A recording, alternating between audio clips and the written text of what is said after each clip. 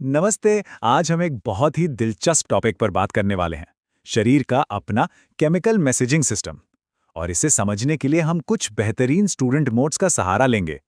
तो चलिए साथ मिलकर जंतुओं में हार्मोन्स के इस कॉम्प्लेक्स लेकिन मजेदार दुनिया की सैर पर निकलते हैं। और शुरुआत करने के लिए इससे बेहतर सोच क्या हो सकती है ना? ये बात हमें याद दिलाती है कि भाई फोकस और मेहनत हो तो कोई भी मुश्किल टॉपिक आसानी से समझा जा सकता है। तो ये है हमारा आज का सफरनामा, या कह लें हमारे टूर का मैप। हम शरीर के ग्लैंड्स यानी ग्रंथियों के पूरे सिस्टम से गुजरेंगे और इन 6 मेन स्टॉप्स पर रुककर एक एक चीज को बारीकी से समझेंगे। तो चलिए शुरू करते हैं हमारे पहले पड़ाव से, हार्मोन्स। ये नाम तो हम सबने सुना है, इन्हें हमारे शरीर का केमिकल मैसेंजर भी कहते हैं। पर सवाल ये है कि ये असल में हैं क्या और करते क्या हैं? तो ये मैसेंजर्स आते कहाँ से हैं? ये आते हैं एंडोक्राइन ग्लैंड से, यानी अंतःस्रावी ग्रंथियों से। अब देखिए, इनकी एक खास बात है, इन्हें डक्टलेस या नलिका विहीन कहते हैं। क्यों? क्योंकि इनके पास कोई पाइपलाइन या नली नहीं होती। ये तो सीधे अपने हार्मोन्स को ब्लड स्ट्रीम में यानी खून में रिलीज कर देती हैं, बिल्कुल एक बोतल को नदी में छोड़ने जैसा, ताकि संदेश हर कोने तक पहुंच जाए। स्क्रीन पर देखिए, ये हैं वो सभी ग्लैंड्स जिनके बारे में हम आज एक एक करके बात करेंगे। इनको समझना आसान हो, इसलिए इन्हें बॉडी में इनकी लोकेशन के हिसाब से ग्रुप्स में बांट दिया गया है। दिमाग में कौन सी हैं, गर्दन में कौन सी हैं, सब कुछ एकदम क्लियर।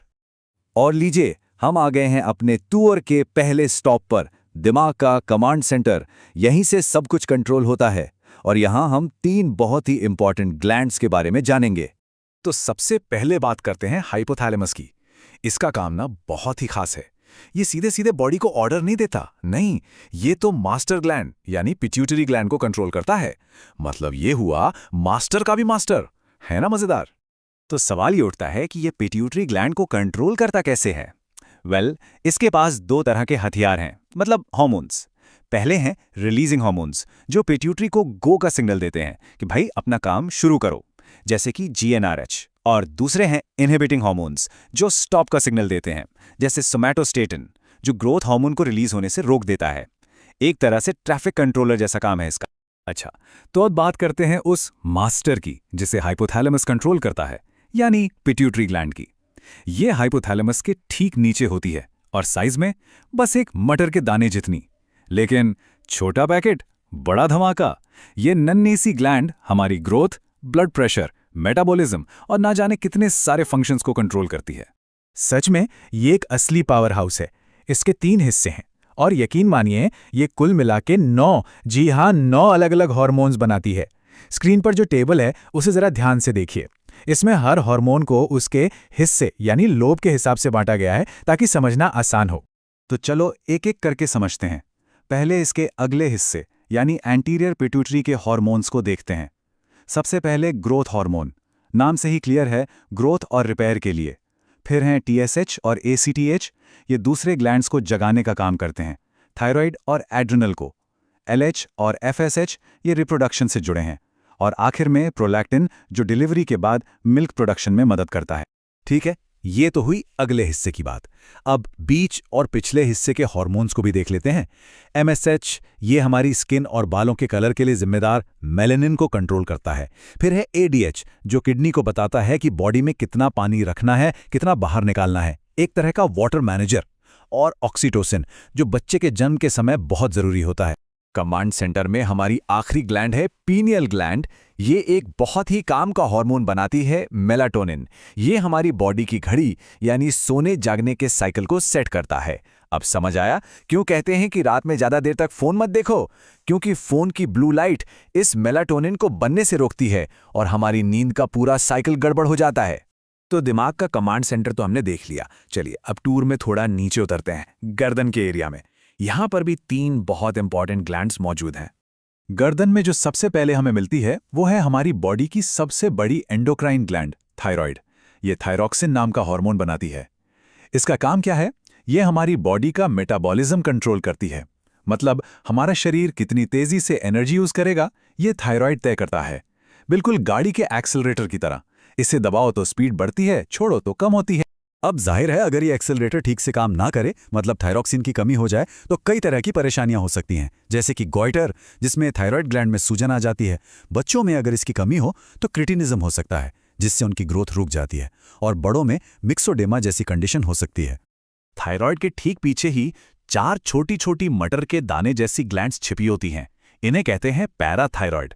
इनका एक ही बहुत जरूरी काम है, खून में कैल्शियम का लेवल मेंटेन करना। और देखिए, कैल्शियम सिर्फ हड्डियों के लिए नहीं, बल्कि हमारे मसल्स ठीक से काम करें, इसके लिए भी बहुत जरूरी है। अगर इसकी कमी हो जाए तो टिटेनी नाम की प्रॉब्लम हो सकती है। गर्दन वाले एरिया की हमारी आखिरी ग्लैंड है थाइमस। इसे इम्यूनिटी ग्लैंड भी कह सकते हैं। ये थाइमोसिन हार्मोन बनाती है, जो हमारे इम्यून सिस्टम के सोल्जर्स यानी टी लिम्फोसाइट्स को ट्रेन करता है ना, एक तरह का ट्रेनिंग स्कूल। और इसकी सबसे अजीब और मज़ेदार बात यह है कि बचपन में ये काफ़ी बड़ी होती है, पर जैसे जैसे हमारी उम्र बढ़ती है ये सिकुड़ती जाती है और लगभग गायब ही हो जाती है। चलिए, अब गर्दन से और नीचे आते हैं। हमारा टूर अब पहुंच चुका है धड़ के हिस्से में, और यहां हम स्ट्रेस और शुगर को मैनेज करने वाली 2 बहुत ही खास ग्लैंड्स को देखेंगे। हमारी किडनी के ठीक ऊपर एक टोपी की तरह एड्रिनल ग्लैंड बैठी होती है। इसके 2 पार्ट हैं, एक बाहरी और एक अंदरूनी। बाहरी हिस्सा है कॉर्टेक्स, जो कॉर्टिसोल बनाता है, इसे लाइफ सेविंग हार्मोन भी कहते हैं। और जो अंदर का हिस्सा है मेड्यूला, वो बनाता है एड्रिनलिन और नॉरएड्रिनलिन। ये हैं हमारे इमरजेंसी हार्मोन्स। ये लड़ो या भागो वाला रिस्पॉन्स, मतलब फाइट और फ्लाइट, ये काम कैसे करता है जरा सोचिए। अचानक सामने कोई खतरा आ जाए, क्या होगा? दिल जोर जोर से धड़कने लगेगा, सांसें तेज हो जाएंगी और बॉडी में एकदम से एनर्जी का फ्लो बढ़ जाएगा। ये सब कमाल है एड्रेनलिन का। ये हमें उस सिचुएशन से या तो लड़ने के लिए या फिर वहां से 9-2-11 हो जाने के लिए पूरी तरह से तैयार कर देता है। अब आती है हमारी अगली ग्लैंड, पैंक्रियाज यानी अग्न्याशय। ये एक असली मल्टीटास्कर है। इसे मिक्स्ड ग्लैंड इसीलिए कहते हैं क्योंकि ये 2 काम करती है। एक तरफ तो ये हार्मोन बनाती है और दूसरी तरफ ये डाइजेशन के लिए एंजाइम भी बनाती है। और इसके अंदर कुछ खास सेल्स के ग्रुप्स होते हैं जिन्हें आइलेट्स ऑफ लैंगरहैंस कहते हैं। आइलेट्स ऑफ लैंगरहैंस के अंदर भी 2 तरह के मेन सेल्स हैं, अल्फा सेल्स और बीटा सेल्स। अल्फा सेल्स बनाते हैं ग्लूकागॉन, जो ब्लड शुगर को ऊपर ले जाता है, और बीटा सेल्स बनाते हैं इंसुलिन, जो ब्लड शुगर को नीचे लाता है। ये दोनों बिल्कुल एक सीसो की तरह काम करते हैं ताकि बॉडी में शुगर का लेवल हमेशा बैलेंस में रहे। और जब ये बैलेंस बिगड़ जाता है, मतलब जब बीटा सेल्स ठीक से इंसुलिन नहीं बना पाते, तो क्या होता है? ब्लड में शुगर का लेवल लगातार हाई रहता है, और इसी कंडीशन को डायबिटीज मेलिटस या आम भाषा में मधुमेह या शुगर की बीमारी कहते हैं। ठीक है, तो अब हम पहुंच चुके हैं अपने टूर के आखिरी लेकिन बहुत ही जरूरी पड़ाव पर। यहां हम बात करेंगे रिप्रोडक्टिव ग्लैंड्स की, यानी वो ग्रंथियां जो प्रजनन के लिए जिम्मेदार हैं। मेल्स में ये ग्लैंड्स हैं टेस्टिस, जो टेस्टोस्टेरोन हार्मोन बनाते हैं। इसी हार्मोन की वजह से दाढ़ी मूंछ आना, आवाज का भारी होना और स्पर्म प्रोडक्शन जैसी चीजें होती हैं। वहीं फीमेल्स में ये हैं ओवरीज, जो एस्ट्रोजन और प्रोजेस्टेरोन बनाती हैं। ये हार्मोन्स मेंस्ट्रुअल साइकिल को रेगुलेट करते हैं और सेकेंडरी सेक्सुअल कैरेक्टरिस्टिक्स को डेवलप करते हैं। और इसी के साथ हमारा ये एंडोक्राइन सिस्टम का शानदार टूर यहीं खत्म होता है। लेकिन जाने से पहले क्यों ना एक फटाफट रिकैप कर लिया जाए कि आज हमने इस सफर में क्या क्या देखा और सीखा। याद है, हमने शुरुआत की थी दिमाग के कमांड सेंटर से, हाइपोथैलेमस, पिट्यूटरी और पीनियल ग्लैंड।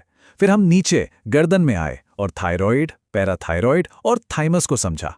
उसके बाद धड़ में एड्रिनल ग्लैंड और पैंक्रियास के काम को जाना, और आखिर में हमने रिप्रोडक्टिव ग्लैंड्स यानी टेस्टिस और ओवरीज के साथ अपना ये टूर खत्म किया।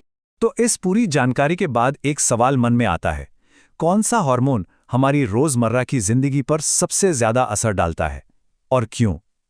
जरा सोचिए इस बारे में। ये केमिकल मैसेंजर्स हमारे हर मूड, हर एक्शन, हर एहसास को कैसे कंट्रोल करते हैं? इस सफर में साथ देने के लिए बहुत बहुत शुक्रिया।